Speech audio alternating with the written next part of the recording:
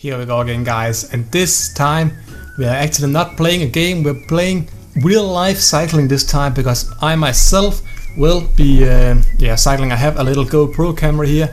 I'll put it on my bicycle and yeah, I'll just ride some trips. No real exact goal for the series yet. This is just, I need to get in better shape because I bought myself a bicycle last May, so it's just had its 1 year anniversary. So I thought, I haven't been cycling enough this year because I've been pretty busy with YouTube. So I thought, why not combine my YouTube channel with my desire to cycling. I really like cycling, of course. If you have watched my channel before, you would know that pretty much 90% of my channel's video revolves around Pro Cycling Manager games in particular. I thought this was a pretty cool idea because this is the next step from Pro Cycling Manager to real life, and if I can combine them with two things they have in common, which is cycling, then it would make a pretty cool video. I need to get in better shape, and this is a way of keeping me up to it. If I don't upload enough of these videos, then you guys would have to tell me so I can upload some more of them if you guys enjoy them, of course. For now, we'll go down in the garden. I'll show you my setup. It isn't that spectacular. I bought a GoPro camera Hero 4 Black it's actually been about a month now, but this is recorded 3 or 4 days after I took the bike ride itself. So the setup video and the outro and everything, because I need to buy an extra battery for this one, because it only lasted for half the trip I took. So, but you'll see that in the video later on. Let's go out and check out my setup for now. Okay, hi again. We're now out in the garden here and see where I live, or at least where my parents live, and therefore I live as well right now because I still live at home. But yeah, this is the bicycle that I'm using. It's a Cannondale Cat 8. I hope you guys can see it from the angle because I can't really see what I'm recording myself, of course. I'm recording with a GoPro right here. But yeah, it's a pretty simple bike. My helmet and anything, I don't have the best equipment. I'm pretty much using my everyday clothes when I ride. But my bike is pretty cool. Cannondale Cat 8 2015 version. I love the color green, it's my favorite color. So of course I had to pick that one as well. It's a pretty cheap road bike compared to what else you can get in your local bike store. But this one is of course not carbon, so it isn't as light as anybody else. But what I really want to show you is the different recording options I have. I got this one right here. Let's pick it up right here. It is a chest mount. I will not be using this in the first video here because I still need to readjust it a bit, since right now it records mostly downwards, because when you're of course sitting on your bike, you have your chest pointing a lot to the ground. So I need to find a way to adjust it a bit more, allowing me to get a better recording angle. And on the back here, this is the one I'm really excited about. Of course, I haven't used this either in the video, but up here I have this K-Edge here. It is a GoPro mount for under the saddle, which allows you to record backwards. Of course, I could put it on the other way as well, but a really funny part is, of course, to see what happens behind you when you're riding. The one I'll be using in this video here is the simplest one. I'm not going to use a helmet mount, since I find that when I'm cycling, I knock my head back and forth a lot. So instead of using this one right here, is of course, as you can probably guess, a handlebar mount. And yeah, that's what we'll be seeing in this video. But for now, let's just get on the ride. I'll be riding to a nearby city, through it, down to another city as well. But this is recorded after, of course, the recording. So you'll only see about the first third of the trip. I'll still need to get another battery, since I'm pretty worried that I'll run out if I'm doing longer trips than this. And this wasn't really a long trip at all, only about an hour and 10-20 minutes for me. But after the trip, I'll come back and I'll show you guys the trip on Strava and yeah, the road I took around the city. So see you guys after the race.